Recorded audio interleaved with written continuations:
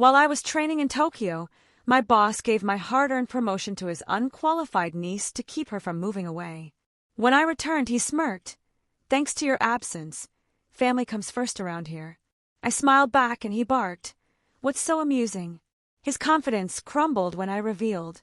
Because the promotion they gave away was welcome to cheat sheet tales where loyalty dies, lies bleed out, and the truth hits like a slap to the face. These aren't just stories. They're confessions soaked in betrayal and regret. Ever spotted a red flag when it was already too late? Say it in the comments. Let's tear into today's tale. The silence was deafening as I stood in the middle of our laboratory, frozen in place while my colleagues avoided eye contact. The air felt thick with the scent of betrayal and expensive jasmine extract. While you were off playing with flowers in Tokyo, the company needed someone reliable, Terrence announced, his voice carrying across the lab. "Phoebe has graciously accepted the head perfumer position. 6 months of intensive training under Master Heini Minamoto, one of the last practitioners of ancient Japanese aromatic techniques, rendered meaningless in a single sentence. 7 years of research overnight, shifts and innovative formulations, all dismissed as playing with flowers." Phoebe stood beside Terrence, wearing a cream-colored dress that probably cost more than my monthly salary. She'd been with the company for exactly 14 weeks. Her previous experience consisted of a basic cosmetic certification and being Terrence's brother's daughter. The board unanimously approved my decision. Terrence continued, "Though I knew the board meant him and his 2 golf buddies, Phoebe has shown remarkable aptitude. Her signature scent will headline our collection at the International Fragrance Exhibition next month." I felt 20 pairs of eyes on me, waiting for my reaction. The promotion wasn't just a title. It was the culmination of a secret project our founder, Angra, had entrusted to me before her retirement. A revolutionary approach to fragrance that could transform our boutique house into a global phenomenon. "Thanks to your absence, family comes first around here," Terrence added, arms crossed, a smirk playing on his thin lips. I smiled back, not the reaction he expected. "What's so amusing?" he demanded, nostrils flaring. "Nothing," I replied softly. "Just thinking about the promotion you gave away." His eyes narrowed slightly. The position needed to be filled immediately. Phoebe graciously decided to stay in town rather than take that opportunity in Milan. My gaze shifted to Phoebe, who was examining her manicure. Milan had never shown interest in her. I knew because I had contacts throughout the industry who would have mentioned such an offer. "I look forward to seeing your creation." "Phoebe," I said, "Master Minamoto always emphasized that balance is everything in fragrance. Those old techniques are outdated." She replied with a dismissive wave. "Modern perfumery is about impact, not balance." That single statement confirmed everything. She had no idea what she was doing. Terrence clapped his hands. "Excellent, Veronica. You'll be assisting Phoebe with the final preparations for the exhibition. Your experience will be valuable even if you weren't right for the leadership role." The laboratory slowly returned to work as Terrence led Phoebe to what should have been my office. As they walked away, I overheard him say, "Don't worry about VA. She's all theory, no practical sense." My colleague Dimitri approached cautiously. "I'm sorry, Veronica. Everyone knows you deserve that position." "It's fine," I replied, removing my lab coat. "Excuse me a moment." I walked to the bathroom, locked myself in a stall, and pressed my forehead against the cool metal door. 7 years of dedication, countless weekends sacrificed, the careful building of relationships with suppliers to source the rarest ingredients, the meticulous documentation of every experiment, the gentle guidance of junior team members. All of it handed to Phoebe because her last name matched Terrence's family tree. I took 3 deep breaths, detecting the subtle notes of cleaning solution, hand, soap, and fear. My fear, not of failure, but of what I might do next. Because what Terrence didn't understand was that the promotion he'd given away wasn't just any position. What Phoebe didn't realize was that the formulations she was now in charge of weren't just pleasant scents. What neither of them knew was that in Tokyo, I hadn't just learned techniques. I'd uncovered secrets. Secrets about how certain molecular combinations could influence human perception and behavior. Secrets that in the wrong hands could lead to disaster. And Phoebe's hands were very wrong indeed. I splashed water on my face and stared at my reflection. The woman looking back had changed. 6 months in Tokyo had transformed me. I was no longer just a talented perfumer. I was something else entirely. I straightened my shoulders and dried my hands. As I reached for the door, I made my decision. Terrence had no idea what he'd just done. Neither did Phoebe, but they were about to find out. If this story has captured your attention, please consider giving it a like and subscribing for more. Your support helps me continue crafting these tales of determination and justice. Let me know in the comments if you've ever had something you worked hard for taken away unfairly. I read every comment and would love to hear your experiences. My name is Veronica Chandler, and until 6 months ago, I was the deputy perfumer at Alchemy Essentials, a boutique fragrance house known for its innovative natural scents. I've always had what my grandmother called a witch's nose, able to identify and separate individual scents from the most complex bouquets. When other children were drawing with crayons, I was categorizing the distinct waxy notes of each color. I joined Alchemy 7 years ago with a biochemistry degree and a passion for transforming molecules into emotions. While other perfumers created pleasant fragrances, I created experiences, scents that transported you to specific memories or feelings. This gift caught the attention of Angra Northwood, our founder and a legend in the fragrance world. Angra became my mentor, recognizing something in me that others missed. She wasn't interested in commercial success alone. She believed fragrances could do more than smell nice. They could heal, inspire, and transform. 3 years into my tenure, Angra shared a secret with me. "Veronica," she said, her voice soft in her private lab. Throughout history, certain master perfumers discovered that specific molecular combinations could influence human perception and behavior, not in a mystical way, but through neurological pathways. The ancient temples used these techniques in their ceremonies. She showed me delicate scrolls and worn journals, her collection of fragrance history that few had ever seen. Modern science is only beginning to understand what ancient masters knew intuitively, she continued. Certain scent molecules can trigger specific responses in the brain, feelings of trust, alertness, calm, or even subtle anxiety. Over the next 4 years, Angra and I worked quietly on what she called the Harmony Project, a revolutionary approach to fragrance that went beyond pleasant smells to create beneficial sensory experiences. We conducted careful research, documenting every experiment and discovery. As Angra prepared for retirement, she arranged for me to train with Master Heini Minamoto in Tokyo, one of the last practitioners of these ancient techniques. "This knowledge is powerful," Angra warned before I left. "It must be used with respect and precision. One molecule out of balance can transform a beneficial scent into something quite different." Terrence had been appointed interim CEO after Angra's retirement. He was a marketing executive who knew nothing about fragrance creation, but plenty about profit margins. He reluctantly approved my Tokyo training, but made it clear he considered it an unnecessary expense. In Tokyo, Master Hannah taught me that the most powerful fragrances work through subtle influence, not overwhelming force. The Western approach is often too direct, she explained as we worked. They create scents that shout. We create scents that whisper directly to the brain. I learned techniques for formulating molecules that could induce specific states of mind, clarifying focus, enhancing empathy, alleviating anxiety. But I also learned the dangers of imbalance, how the same molecular structures, when improperly formulated, could induce opposite effects. Balance is everything, Master Heini emphasized daily. Respect the power you hold. When I returned from Tokyo last week, I discovered chaos at Alchemy. Terrence had accelerated the timeline for our signature collection launch to coincide with the International Fragrance Exhibition, SF, just 4 weeks away. And now, Phoebe, with her 14 weeks of experience, was in charge of the entire project.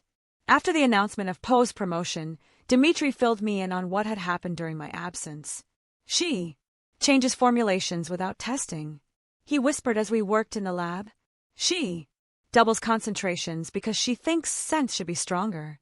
She ignores safety protocols because they're too slow. Has anyone seen her actual work? I asked. Terrence won't allow criticism, Dmitri replied. Last week, Alexis suggested additional testing for Phoebe's signature scent, and Terrence removed her from the exhibition team. That evening, I stayed late ostensibly to catch up on missed work. Once everyone had left, I carefully examined Poe's formulation notebooks. What I found terrified me. Phoebe had taken our delicate, balanced formulations and brutalized them. She'd increased potent compounds to dangerous levels, mixed incompatible molecules, and ignored crucial stabilizing agents. Her signature scent, the one Terrence planned to feature prominently at the exhibition, contained exactly the combinations Master Han had warned against. In a controlled environment like our lab, the problems weren't obvious. But under exhibition conditions, warm rooms, hundreds of people, changing humidity, these imbalances could trigger reactions ranging from headaches to acute anxiety.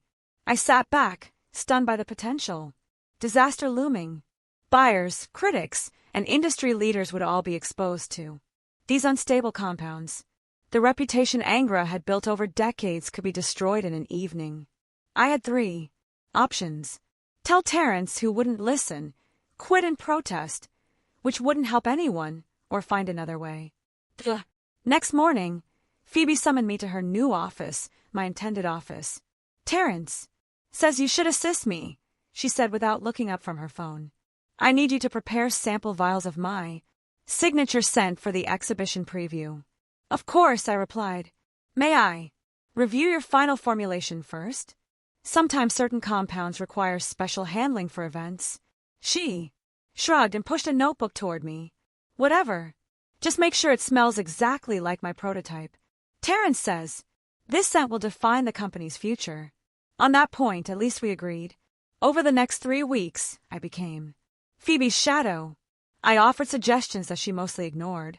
I pointed out potential issues that she dismissed. I recommended standard testing that she called paranoid. But I also gained her trust by praising her creativity and supporting her in front of Terrence. Gradually, she began allowing me more involvement in the final preparations, particularly for her signature scent, which she'd named Dominance, an appropriate name, though not in the way she intended. 2 days before the exhibition, disaster struck. During a final formulation session, Phoebe accidentally knocked over a bottle of essential compound, losing half our prepared stock of her signature scent. What am I going to do? She panicked, looking at the spreading liquid on the floor. The exhibition is in 2 days. We need at least 50 sample vials. I can help, I offered calmly. I've memorized your formulation. If you handle the other preparations, I can recreate this batch overnight. Relief washed over her face. You do that even after. We're on the same team, I assured her. The company's success is what matters. She left me alone in the lab with full access to all ingredients and her complete trust. That night I worked, carefully adjusting the formulation of Dominance. I didn't sabotage it. Not exactly. I simply restored balance to certain molecules while subtly modifying others. The changes would be undetectable in the lab environment, but would reveal themselves under specific conditions. Conditions exactly like those at a crowded exhibition hall. As dawn broke, I sealed the last sample vial and prepared detailed notes on proper handling of the fragrance. Phoebe would never read them, but they would provide important documentation later. When she arrived that morning, I presented her with the completed work. You're a lifesaver, she exclaimed, examining a vial. It smells perfect. Just doing my job? I replied, remember, fragrance is all about balance. She laughed. You and your balance. This is going to blow everyone away. Again, we agreed, though for entirely different reasons. The day of the International Fragrance Exhibition arrived. The grand hall was transformed into a sensory wonderland with booths from every major fragrance house worldwide. Alchemy's display was prominently positioned near the entrance. Terrence had paid extra for the prime location. Our booth featured elegant glass displays of 5 fragrances with dominance positioned center stage.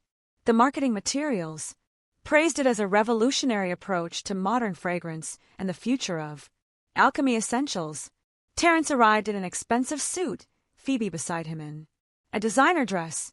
They both ignored me as I quietly arranged the sample vials and prepared the diffuses. The buyers from Nordic's luxury group are coming at 7, Terrence instructed Phoebe. Their order alone could double our annual revenue. Make sure they get the full experience of your creation. As industry elites began filling the hall, the temperature rose steadily. Humidity increased with each additional body.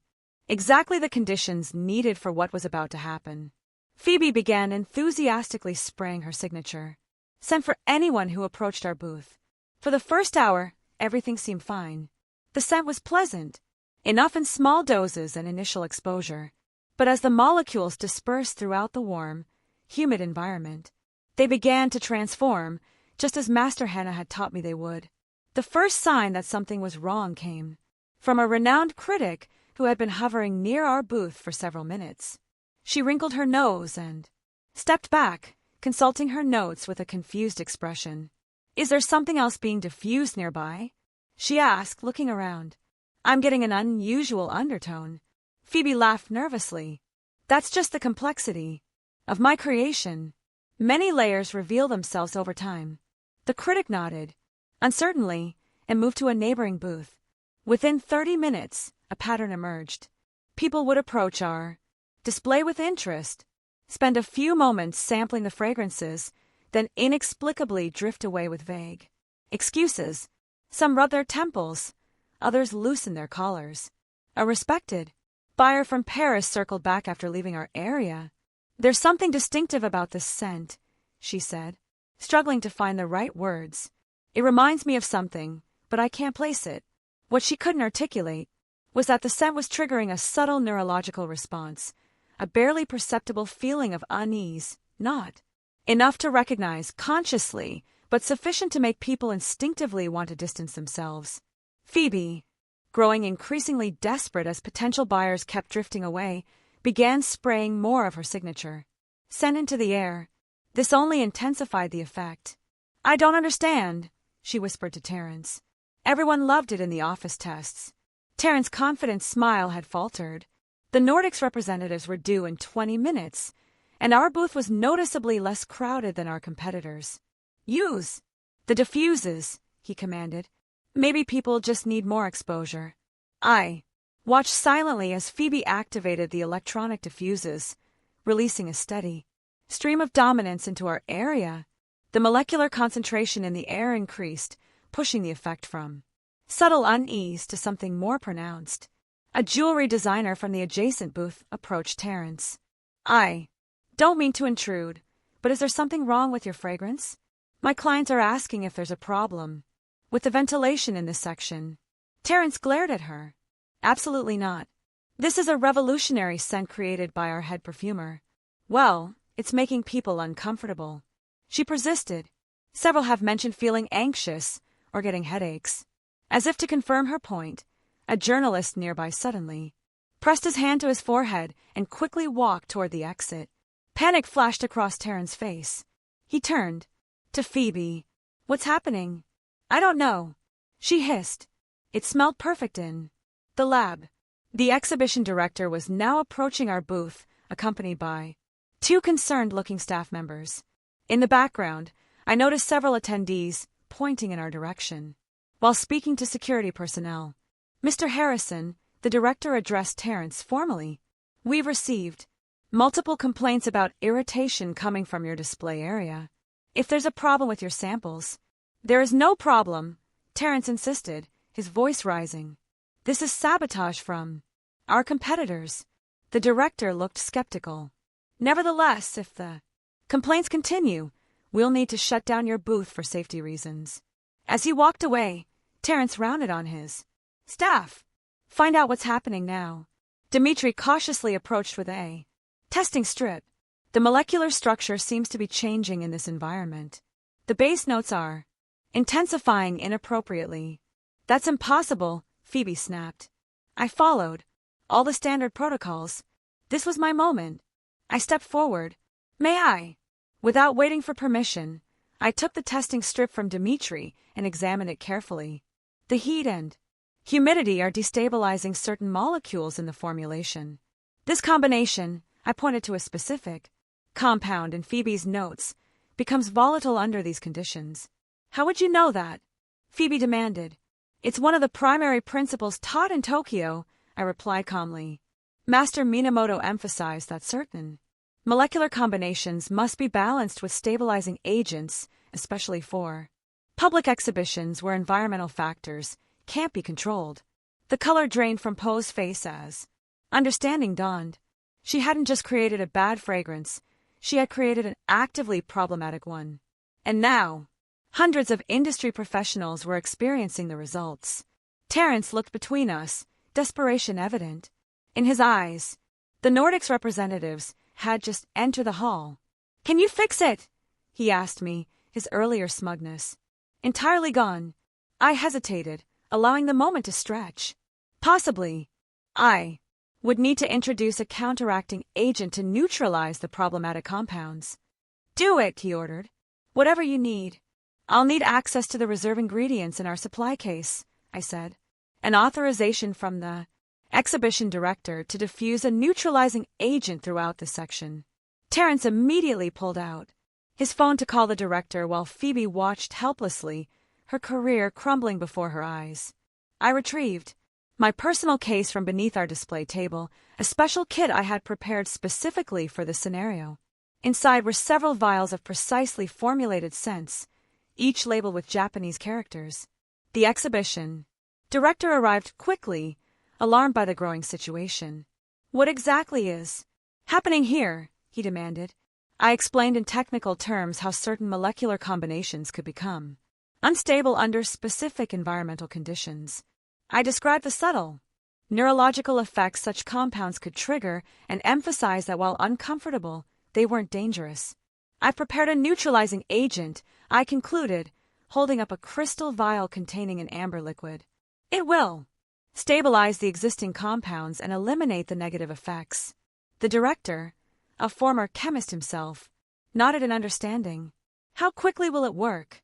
Almost immediately, I assured him. The molecules are designed to bind with and transform the problematic compounds.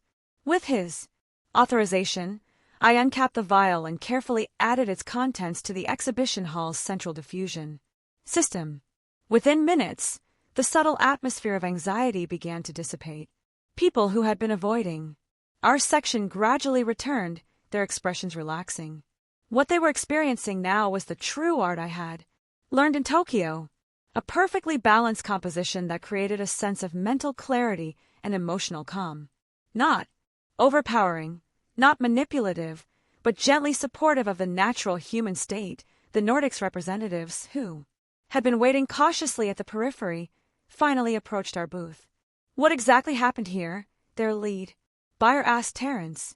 Before he could fabricate an explanation, I stepped forward. A valuable lesson in the importance of proper training and respect for ancient techniques. The original formulation was unbalanced, but now you're experiencing what our founder always envisioned. Fragrances that enhance rather than overwhelm. I explained the principles behind what they were now experiencing. How certain molecules could support cognitive clarity and emotional balance when properly formulated. This is remarkable, the buyer said, closing her eyes to better experience the scent. It's subtle yet effective. I feel more focused, more present. That's exactly the intention, I replied. Our founder believed fragrance should be a supportive presence, not an aggressive one. For the next hour, I became the detractor representative of Alchemy Essentials. Critics, buyers, and even competitors gathered to hear about the techniques I had learned in Tokyo. I shared just enough to fascinate without revealing the carefully guarded secrets of Master Han's teaching. Terence stood to the side, watching as industry leaders who had previously ignored him now engaged enthusiastically with me. Phoebe had disappeared entirely, too humiliated to face the crowd. The Nordics representatives, impressed by both the recovered situation and my knowledge, requested a private meeting for the following morning. "We're interested in an exclusive arrangement," their lead buyer whispered to me. "Not with just anyone at Alchemy, but specifically with you." As the exhibition drew to a close, the director approached, with several board members from the International Fragrance Association. "That was quite a demonstration," he said. "Intentional or not, you've given us all a powerful lesson in respect for fragrance chemistry. Some lessons need to be experienced to be truly understood," I replied. After the attendees had departed, I found Terence sitting alone in our disheveled booth, tie loosened and expression grim. "The board chairman called," he said without looking up. "There's an emergency meeting tomorrow morning." "I assumed there would be," I replied, packing my materials. "You knew this would happen," he said. "It wasn't a question. I knew an unbalanced formulation would become problematic under exhibition conditions. Yes, any properly trained perfumer would have known that. You could have prevented it. You could have corrected Phoebe's work beforehand." I paused, meeting his gaze directly. "The way you prevented a qualified professional from receiving the position she earned. The way you corrected your mistake of appointing an unqualified family member to a critical role." He had no response. "See you at the board meeting," I said, walking away. That night I received 3 calls. One from Master Hannah checking on the demonstration, one from Angra who had heard about the exhibition from her industry contacts, and one from the board chairman requesting all my documentation on the Harmony project. I slept peacefully for the first time since returning from Tokyo. The board meeting began at 8 the following morning. I arrived early with a comprehensive presentation, my training certificates from Tokyo, detailed notes on the Harmony project spanning 7 years, correspondence with Ingrid confirming her intentions for my role upon return, and complete documentation of the molecular issues with Phoebe's formulations. Terence arrived minutes before the meeting began, Phoebe notably absent. The boardroom filled with senior executives and major shareholders, many of whom I'd never met. The chairman called the meeting to order with a grave expression. "Yesterday's incident at the International Fragrance Exhibition has created significant concern," he began. "Our company was publicly embarrassed, and preliminary reports suggest negligence in our quality control processes." Terence immediately launched into a defense, blaming unusual environmental conditions and suggesting that competitors might have interfered with our display. The chairman let him finish, then turned to me. "Miss Chandler, would you please explain exactly what happened yesterday from a technical perspective?" For the next 30 minutes, I walked the board through the science of molecular stability in fragrance compounds. I explained how certain combinations required specific balancing agents, particularly in uncontrolled environments. I detailed the neurological pathways through which fragrances influence perception and behavior. I never directly accused Phoebe or Terence of incompetence. I didn't need to. The technical evidence spoke for itself. When I finished, the chairman nodded thoughtfully. "And the recovery, the neutralizing agent you used was quite effective. According to multiple reports, that was an application of the techniques I studied in Tokyo," I explained. "Master Hannah's teachings emphasize harmony and balance, principles our founder also valued deeply." The chairman turned to Terence. "Did you review Miss Chandler's training reports from Tokyo before making staffing decisions?" Terence shifted uncomfortably. Those reports weren't relevant to operational needs. The company required immediate leadership in the perfumer position. "Interesting," the chairman replied, "because we have here a letter from Angra North, dated before her retirement, explicitly stating that the Tokyo training was the final preparation for Miss Chandler to assume the head perfumer role upon her return." He held up a document I had never seen. "Furthermore, we have confirmation that Nordics Luxury Group has offered an exclusive contract with Alchemy Essentials contingent specifically on Miss Chandler leading the fragrance development team." The room fell silent as the implications became clear. The Board has reached a decision. The chairman continued. Effective immediately, Veronica Chandler will assume the position of head perfumer and creative director for Alchemy Essentials, with full authority over all fragrance development. He turned to Terrence. Mr. Harrison will transition to regional sales director, focusing on our existing product lines and secondary markets. Terrence's face flushed dark red. This is outrageous. One incident. This isn't about one incident, the chairman interrupted. This is about respecting the vision of our founder and recognizing exceptional talent. The board vote was unanimous. He stood, effectively ending the discussion. Miss Chandler, please prepare a complete recovery plan by the end of the week. The rest of you, thank you for your time. As the board members filed out, many stopped to congratulate me. Terrence remained seated, staring at the table as his career imploded around him. When we were alone, he finally looked up. You planned this from the beginning. You let Phoebe fail spectacularly to prove a point. No, I corrected him. I simply allowed natural consequences to unfold. Phoebe was never qualified for the position. Something you knew but ignored. I didn't sabotage her work. I just didn't prevent the inevitable failure her inexperience would cause. I gathered my materials. The difference between us, Terrence, is that I understand the power of balance in molecules, in business relationships. Injustice. He glared at me. So, this was your revenge, humiliating me and ruining my niece's career. I smiled slightly. This wasn't revenge. This was restoration. There's an important distinction. As I walked toward the door, I paused. Oh, and Terrence, master. Haney taught me that the true measure of power isn't in what you take, but in what you create. I've just created a future for alchemy that honors its past while embracing innovation. What have you created lately besides nepotism? I didn't wait for his response. There was too much work to do. A revolutionary fragrance line to develop, ancient techniques to honor, and a legacy to build. 3 months later, our Harmony collection debuted to international acclaim. The carefully balanced formulations created subtle but profound experiences for wearers. Clarity, confidence, tranquility. Industry publications praise the revolutionary approach that transforms fragrance from accessory to essential companion. Terrence eventually left for a position at a budget cosmetics brand. Phoebe, humbled by the experience, enrolled in a proper perfumery school in Grasse where she would spend years learning the foundations she had arrogantly dismissed. And me, I received a handwritten note from Master Hannah that simply read, balance achieved. The most satisfying revenge isn't destruction but reconstruction. Not in taking something away, but in creating something better.